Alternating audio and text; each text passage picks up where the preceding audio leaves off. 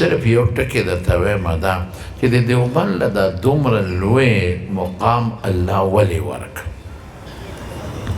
او د دیوبند اکابرینو له دا دومره لوړ مقام خدای ولې ورکړ بس دا یو ټکي دی هغې بنیادي څیز اخلاص اخلاص چې په چا کې وي هغې له خدای ترقي او برکت ورکوي اخلاص چې نه څو ورځې هغه شهرت وي لکه د په شکل د باران او بیا ختم شي دا ذهن کې واچوئ اخلاص چې وي هغې سره د الله مدد که معلم کې چې اخلاص او د الله د رضا دپاره اخلاص څه چې زما دا مقصد دا منډې تړنې خالص د الله د رضا دپاره با بفعل دی چې زه کوشش دا کوم چې دا هلې ځلې دا صرف الله ته ورسپارم الله علیکم بس دله به خدای ترقي او برکتونه م ورکوي اخلاص چې نه څه ورځې به چغې مغې ختم بشي ډېرې مدرسې مو ولیدې چې هغه په اخلاص جوړې دي هغه له خدای ډېره ترقي ورکړه ډېرې مو ولیدې چې د هغې بنیاد په اخلاص نه هغه یو څو کاله وچلېږي شاړې شي ختم شي غټ غټ علما قسم دی ولیدل څوک یې نوم هم نه لي څوک یې پېژني هم نه غټ غټ داسې کتابونه خلکو ولیکل زه حیران یم ما له خو اکثر راولېږي چې د هغې اړو نام و نشان ختم شي نه بازار کې نه یې څوک ګوري او بعضې داسې واړه کتابونه مو ولیدل اسان په داسې مضامینو باندې چې هغه عام فهم او اسان مسایل دې ورته چې معلوم دي کتاب دونه قبولیت مند دی چې عوامو خواصو کې مقبول بنیاد زمارو اخلاص علماء دیوبند کې اخلاص هر موضوع باندې الله د هغوی نه کار اخیستی دا خبره تخصص د مناظرې او د مباحثې او د تحقیق زموږ علامه شمس الحق افغاني رحمت الله علیه خاص په دیوبند کې د دیوبند د کابرینو د دغه مناظرو دپاره مختص کړو موږ سره به مازدیګر به ناستو دا تپوسونه به م ترې کول د آریا فرقه و هغه زمانه کې ډېره زیات سیکانو سره مناظرې کړي هندوانو سره مناظرې کړي او هغې خلقو سره او دا کم خلق چې دا ملحدین دي د الله د وجود د منکرین هغې سره مناظرې شوي دي مباحثې شي باقاعده شعبه قایمه په دارالعلوم دیوبند کې د دې څیزونو یو سړی دی هغه راځي او ستا یو باغچه ده او زما باغچه ده او هغه ما ګوره باغچې دوه قسمه خدمت تېرو یو دا دی چې ته هغې له بیاري کې اوبه وله ورکې هغې ته دارو اچې او د هغې شاختراشي کې او هغې ته د خصمانه ورته موږ وایو کې چې دا میوه ونیسي یو دا خدمت بل دا خدمت دی چې څوک راځي او ستا په دې باغچه باندې حمله کوي میوې ترې وړي نو ته به د هغې حفاظت هم کوې اوس یو سړی دی هغه بیاري کوي او باغ یې وکړ د مالټو مثلا او ښې کامیاب که بیخې ورسره ووت ښځې خاوند بچو ټولو پکې خدمتونه وکړل باغ کامیاب شو لیکن چې کله کامیاب شو به دې ته اوده شوي بس باغمې صاحب کامیاب شو رښتیا وایي دا قمقل ساده سړی دی اوس به اوده کېږي نه اوس به هغې مخکې نه زیاته خواري محنت د څوکۍ کې چې غله نه شي دا مالټې د نه ونه شو کوي او که داسې دی سر ته لاس کېښود او بالښت ته په ډډه اوده شوې نو چې سار راځي نو میوه څه کوي بوټي به هم درنه خلکو تختولي دا د اسلام او دین د رسول الله صلی الله علیه وسلم لګولې شوې باغچه ده زموږ علما الحمدلله لګیا دي څوک په مدرسو کې د هغې باغچې آبیاري کوي خدمت کوي څوک د قرآن کوي څوک د حدیثو کوي څوک د فقه کوي هغه مسایل چې قرآن او سنت ته مستنبط دي که نه په قرآن خو عمل نه کېږي ما عمل خو په هغه مسله کوي چې د قرآن نه وتې ده په حدیث خو ته عمل انما الاعمال بالنیت به څنګه عمل وکړي ته خو په حدیث عمل نشي کولی عمل به په چا کې دا مونږ چې وایو په حدیث عمل دا په اصل کې په هغه مسله عملي چې د حدیث نه ښکلې شوې او په شکل د فقه کې موجود ده د هغې اصول دي څوک هغه ښایي څوک د حدیثو اصول ښایي تفسیر ښایي څوک د ترجمې کوي تفسیرونه کوي د قرآن شریف څوک په ناظره دا ټول او څوک د حفظ کوي نو دا ټول څه شیزونه دي دا هغه ابیاري ده دا د هغه باغ د رسول الله صلی الله علیه وسلم چې کوم لګولی شوی دی هغه کامیابول دي چې هغه باقي پاتې شي هغه وچ موږ نه نشي هغه باغچه موږ نه وچه نشي چې هغه موږ عام کو دا باغچه دا بوټي بل خوا منتقل کو او دا موږ زیات کو چې دا مالټو په شکل کې دا رسول الله مبارک چې کوم باغ د دین د قرآن د اسلام لګولی دی دا مونږ عام کو. اوس به د دې حفاظت هم پکاري چې دا میوې د نه څوک نشو کوي. ګوره اوس ډېر خلک راغلي دي په عقیده باندې غلا کوي، د عقیدې غل دی. زه به نور کله د یونیورسټیو ته او د کالجونو ته تلم څه دپاره، ما چې به دوی به بوتلمه ده اکثر بیان دپاره، نو ما به تپوس وکړو څه بیان وکړو؟ یاره بس داسې اخلاقیات وکړه. د کسکولو د کالج د هلکانو سره د اخلاقیاتو لږ ضرورت زیاتي په دې بیان، ما به ورته په اخلاقیاتو بیان وکړو چې استاد او د ادارې او دا یا د مخلوط تعلیم او یو بل دا دکو. یقین وکړئ اوس چې کله یونیورسټۍ ته ځم یا کالج ته ځم او یا ته سکول کې مې بیاني تپوس وکړم، بلکې تپوس نه مخکې ما ته ویره خامخا ټیم راکړه، نو ما سره خو اوقات محدودي. ویره جي ما بیان په څه لپاره؟ وی په رد د الحاد به تقریر کې هلکان رانه ملحدین شو. یقین وکړئ په رد د قادیانیت به کې ډېر هلکان رانه قادیانان شو. په رد د منکر انکار د حدیث په کې حدیثو پورې خلک ټوکې کوي، خنداګانې کوي.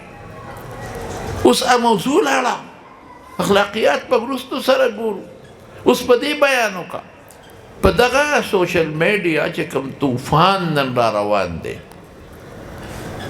او رد انکار حدیث او په هغې پورې خنداګانې او ټوکې په داسې انداز چې استهزا کوي کم بختیان، ټوکې ورپورې کوي د الله ذات پورې. په خدای قسم ټوکې روانې دي.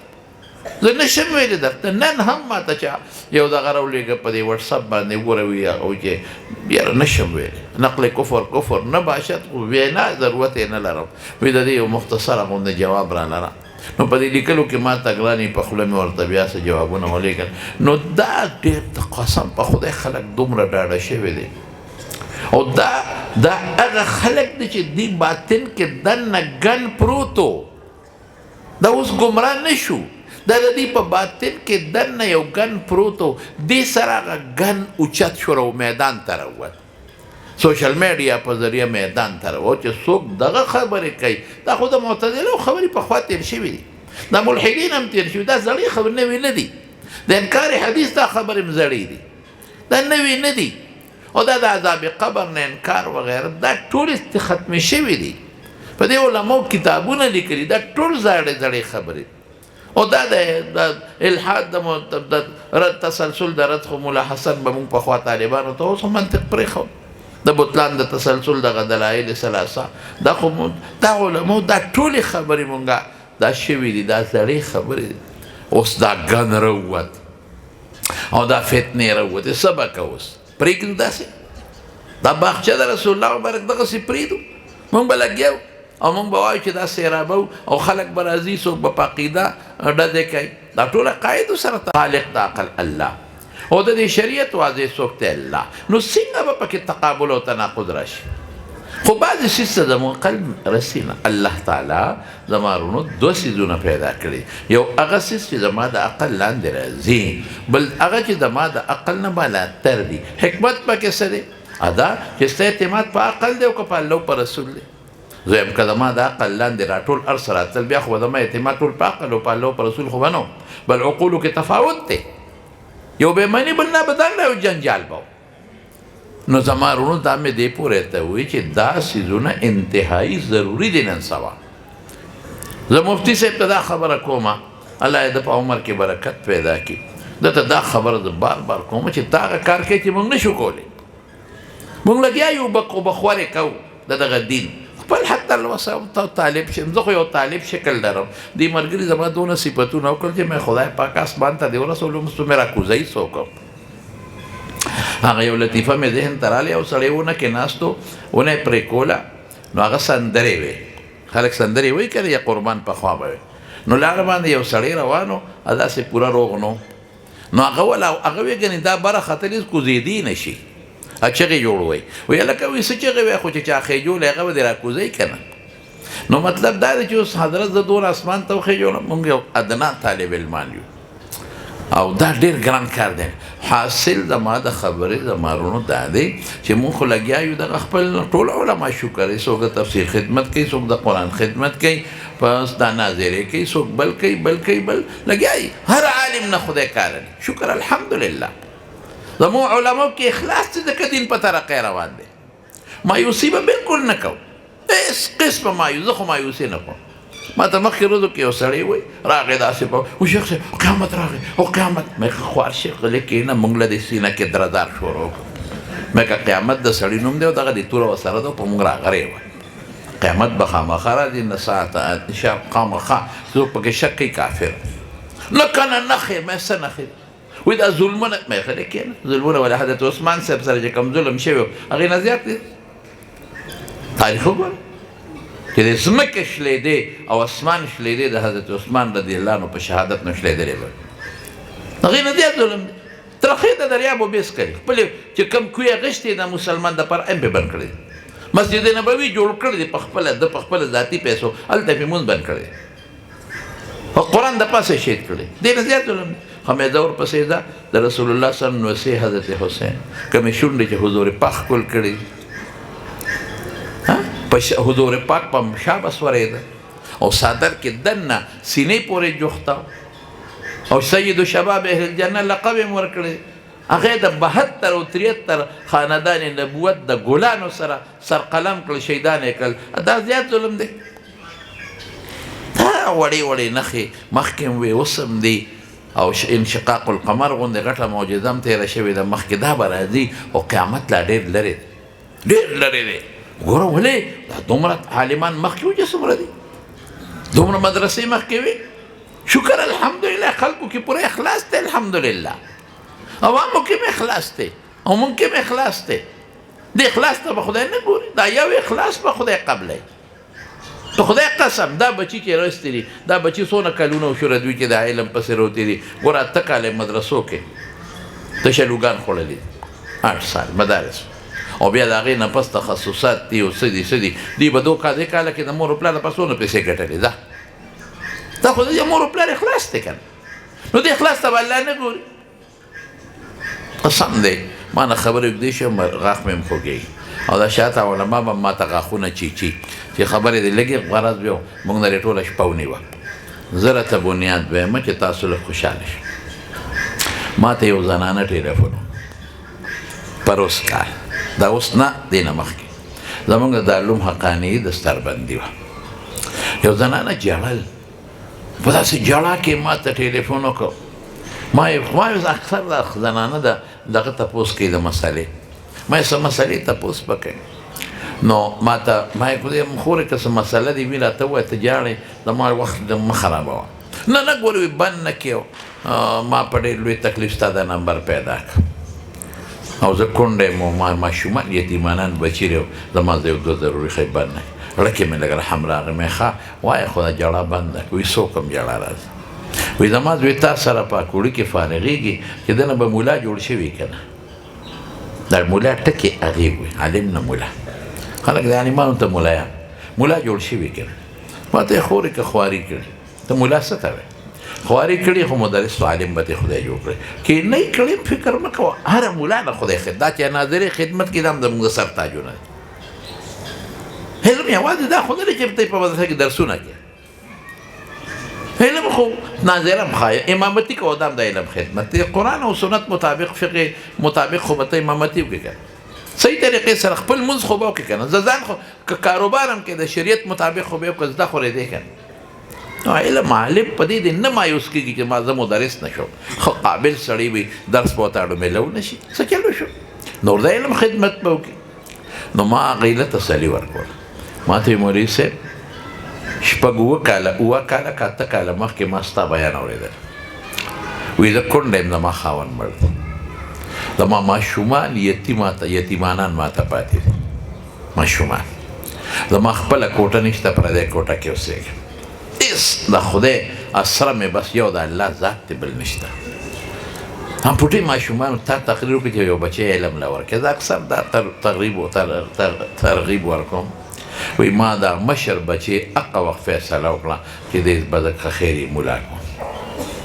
ما ته مولوي صاحب دا 8 کاله څومره چې ما تېر کړ دې بچي له ما ډېره خواري کړې ده ما پردی جامې وینځلې ما پردي کورونه جارو کړي ما پردي ماشومان لوبولي ما پردي ماشومان انځلي دي او دا ګن مې صفا کړي ما په پردو کورونو کې خدمتونه کړي ما ډوټۍ راوړې ما پردی پاس خورده راوړې په دې باقي یتیمانانو مې خوړلې او په خپله مې خوړلې ما پردی شلېدلې جامې راوړې دي او په دې یتیمانانو ته مې اغوستې دي ما پردی جامې خپله اغوستې دي خو دې بچي له ما ښکلې جامې خشته پیزه او چې دې مدرسې ته جیب کې پیسې د ما ډېر خیال ساتلی دې ډېر په ناز ما لوی کړی د بچي سره ما ډېره خواري وکړه چې د نه عالم جوړې ملا صاحب به ته جوړې ما نورو له نوړی کمه ورکړه ده له پوره ورکړې ده ما نورو له پردی جامې ده له ښکلې جوړه ما چولې او مدرسې ته تلې ما جیب کې پیسې ما چولې مولوي صاحب ما دې بچي له ډېر خواري کړې ده ما ډېر محنت کړی دی ما ظلم کړی دی نورو بچو سره هم یتیمانان دي او دې مې لوی کړی پاللی دی نو تا نه دا تپوس کوم چې دله به خدای دنه به ملا جوړ شوي او که نه داسې سلګو سره یې وجړل زما وروڼو په داسې سلګو یې وجړل چې زه راته نشم ویلی اوس یوازې دا نه ده یوازې دا خور نه ده ما سره کتاب ډکتره دی ما ته خپلې تجربې او هر څه په خپله معلوم دي چې څومره محنت او خواري نو ته څه وایې چې د دې مور د اخلاص په خدای نه قبلی د دې مور اخلاص په خدای نه قبلی په خدای قسم یو هلک رالی یو ماشوم را یو سړي راوسته ویده ته لږ نصیحت وکړه دې ما مدرسه کې داخل کړی سبق سم نه و او ویده چولې خرڅومې هېڅ درک مې نه لګي د دې مور او پلار اخلاص په خدای نه قبلی شکر الحمدلله زه مطمئن الحمدلله زموږ په علماو کې مې اخلاص دی والله بالله ما ته داسې عالمان معلوم دي چې بې تنخوا درسونه کوي والله بالله ما ته داسې استادان معلوم دي چې مخکې تنخواګانې اخیستې دي اوس یې لږه ګزاره روانه شوې ده اوس تنخوا یې بنده کړې ده چې اخیستې دی واپس جمع کوي والله بالله تل او دس کې ما ته داسې علما معلوم دي د حدیث استادان چې مخکې تنخوا وه ډېره وه ډېره نه وه صرف معمولي ایک په محتمم په زور کمه کړې چې دا کمه خلک هړتالونه کوي تنخوا 100,000 تنخوا ته کمې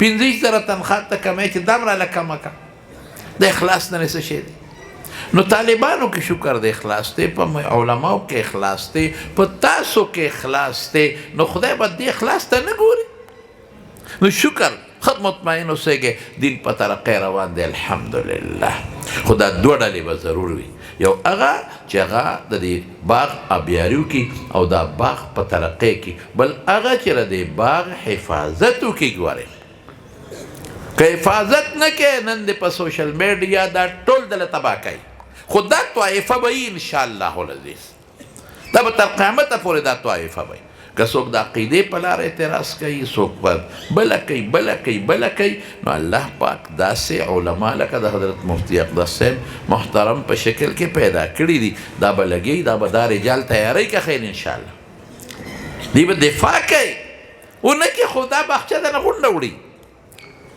دا خو زمونږ دا رسول الله څه طالبان ته هم دلایل پرې دي خو صرف یو درته وایم دا ځکه چې بعضې حضرات تا مناظرو پسې بد وایي مه کوئ ولې مه کوه یو سړی به راځي ستا په پیغمبر به اعتراض ته ورته خاندي دا نه ښه سړی جوړ کړی دا غضب او غصه هم ګورې کله د خدای رحمت دی خو په اعتدال چې وي اعتدال نه بار نه دا حضرت مفتي صاحب خو زه منې کوم حقیقت ته وایم ما دې منې کړی مې بیا به چا پسې کور ته جومات ته نه دی دی خو به خلکو پسې په کور ته خطر چې به م کتل پلانکي دی کې مناظره ده ما ته به ټلیفون وکړه دوا راته کوه او پسې کلي ته لاړم دا څه کې دا کیس کورونو پسې خلکو ته او په جومات کې خلکو ما ته یو کسړي روان مولوي صاحب د غلې کسړی موږ پسې دی یو جومات ته راغی ته پټ شو بل ډول شو زما دا خو یو نظریه او یو عقیده ده مې پټېږې ته بیا ولې وایي دې سړی شرموي نو دا محل گزارې سره زه ورته بل نه البته مولانا سید الرحمن صاحب زموږ اوس د علوم حقاني شیخ الحدیث دی هغه هم ورته وي زه خو یې قصدن په زور باندې کوم دا کار به نه کوې چا پسې به مزدرجال تیاروه او دغه سوشل میډیا دور دی کوه په طریقې سره کوه نو دا لږ یو پوټې موږ راټینګو چې داسې مه کوه چا پسې جومات ته چا پسې کور ته دا چا پسې حجرو ته هغه خو به نښتې وی لکه پلانکې پلانکې کوڅه کې درلم هلته نشته ښه بل ځای ته درلم هلته نشته ښه بل ښه د ماله راځه نو ما نو دا موږ یو پوټې ما را قابو کړی دی ګورې ته حقیقت وی نو او یعنې دا خو به ګرځېدلی خلکو سبا هر قسمه حالات راځي که نه خو خیر د دین بس چې څوک باغچې ته راځي او په باغچه دغه وړي میوه وړي نو ټیم ورپسې ډانګاوه دلته یې مه پرېږده خو که میوې چې ته یې وړه نو کور ته ورپسې مه ځه په بلا ورپسې خدای خلک حق پېژني نن سبا الحمدلله دا نو دا ضروري څیزونه دي صاحب نو یو دلیل درته مختصر غوندې ویم او هغه دا زمونږ قاري صاحب محترم ناست دی نو دی به هم پرې خوشحاله شي مسیلمة الکذاب چې مدینې منورې ته راغی رسول الله صلی الله علیه وسلم مذاکراتو نو مشهوره واقعه ده حدیثو کې بخاري کې چې راغی رسول الله مبارک وله دومره متکبر و چې مدینې ته رادننه نه شو بار دیره شو او ببشر کثیر جاء ډېر لوی خلک و ورسره نو رسول الله صلی الله علیه وسلم ورله چې لاړ نبي علیه السلام ورسره ثابت ابن قیس ابن شماس دا دغه و دا څه ورته ویل کېږي خطیب الانصار او ورسره دی نو چې څنګه ورغلل نو هغه داسې خبرې وکړې چې حضور پاک پې پېښ شو چې دا سړی باقي د خولې نه سپک دی او دا هغه دی چې بس دا د جاهلانو نه دی دا خاطبهم الجاهلون عباد الرحمن صفت دی نو قالوا سلام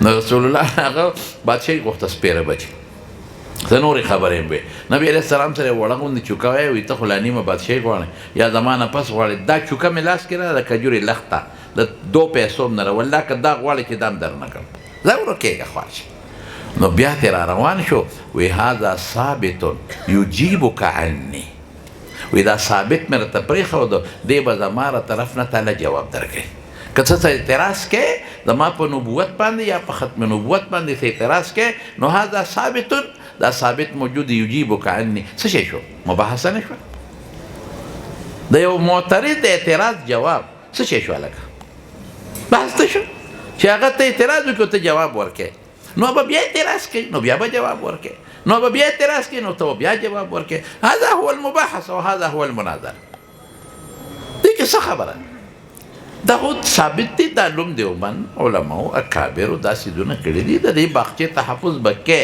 نه کې اوس قادیاني راپاسې او دلته کې درته بډه ورونو داسې چې را میدان ته شه په سوشل میډیا راغی را میدان ته شه او تا باندې اعتراض وکړه او ته ورته خاندې چې تسبیح باړو په جومات کې به ناست یو او ته بس په ګوټ کې کښېنه خپل عبادت کوه او مناظره ګناه ده او مباحثه ګناه ده زه ګناه کوه او به دله سبا خونه روانه کړي بله دنیا به دله قادیانان کړي نو ته به هغه پسې میدان ته وځې لکه دا اوس دی بچي چې دلته کې بیان و مفتي صاحب دی شاګرد میدان ته به ورپسې وځې هغه ته به ووایې ګوره مناظره هلکه یو پهلوان راشي او په یو ګاړه کې هغه تا ته راوخیږي او ورونو وایي چې میدان ته راوځه او ته ورته دلته زورونه کېږي هغه سره مقابله نه کوم ځای به کېږي چې هغه ګاړې ته وروخیږي او که ته دلته تسبو له زور ورکې او دلته ورته چغې جوړې کړې خدای شته دنیا به وایي چې ورشه دغلته هغه راته هلته رونوالی دی د مقابلې نو چې په کوم میدان درته څوک د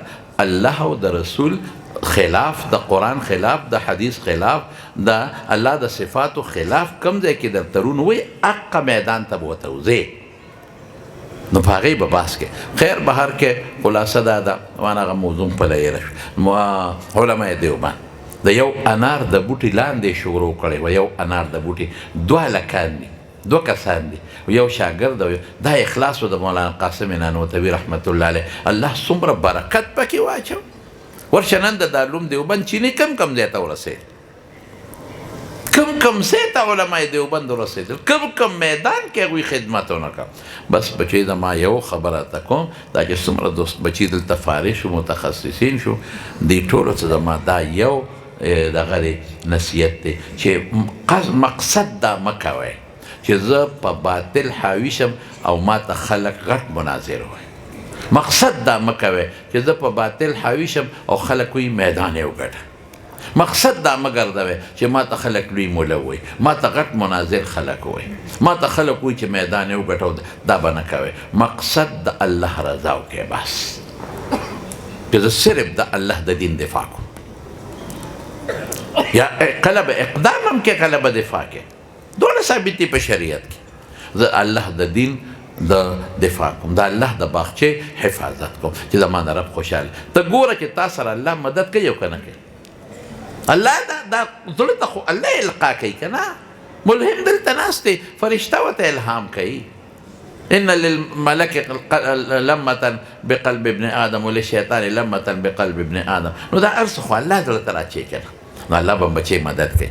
دا څو خبرې مې وکړې په څو خو مې ونه کړې مړه، بلا شی مې وکړې، خو وخت مې زیات واغېسته. زه حضرت مفتي صاحب زمونږ ډېر ګران قدر محترم رور آغا حضرت مولانا مفتی محمد ندیم محمودی صاحب دې د مجدهم هغه ته په بهترین پروګرام په انعقاد او په دغه خدماتو خراج تحسین پیش کوم. هغه کارونه دې کوي او الله تعالی چې مونږ هغه نشو کولی. رښتیا خبره. او هلکه بله خبره مې مخکې هم کړې، اوس هم کومه. د دې ګورې پیري طریقت او شریعت هم دی، ښه چې شریعت هم دی او پیري طریقت هم دی.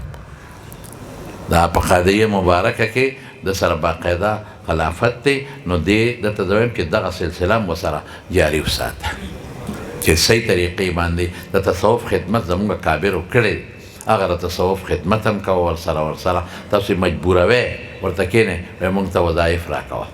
دغه سلسله هم چې جاري ساتي. نو الحمدلله درسونه هم دي دا ټول، الله دې پکې وله برکت واچي. زه بیا په آخر کې د دې ټولو علمو نه معافي غواړم. خبرې ډېرې زیاتې اوږدې شوې چې بوډا شي بیا ژبه په واک کې نه، نو موږ نه خبرې زیاتې وشي. معافي غواړم. الله دې ټولو علماو نه چې دا څومره راغلي، هر یو د دین ستوری دی او رڼا دی، الله دې وله برکتونه واچي. دا بچي د خدای د امت ته هدایت دپاره بهترین نمونې ثابتې کړي. واخر دعوانا الحمد لله رب العالمين.